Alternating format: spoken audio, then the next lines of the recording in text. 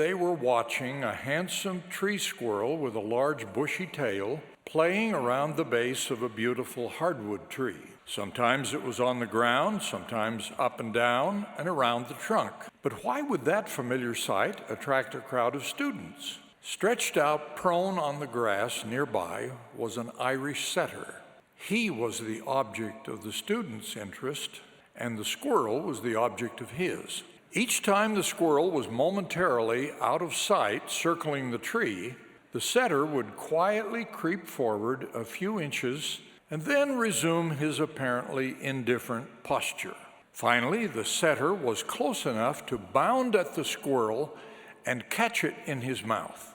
A gasp of horror arose, and the crowd of students surged forward and wrested the little animal away from the dog. But it was too late. The squirrel was dead.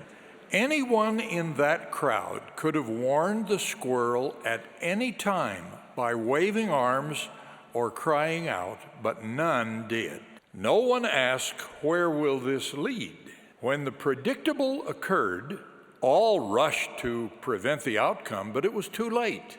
Tearful regret was all they could offer. That true story is a parable of sorts. It applies to things we see in our own lives and in lives and circumstances around us. As we see threats creeping up on persons or things we love, we have the choice of speaking or acting or remaining silent. It's well to ask ourselves, where will this lead? Where the consequences are immediate and serious, we cannot afford to do nothing. We must sound appropriate warnings or support appropriate preventive efforts while there is still time.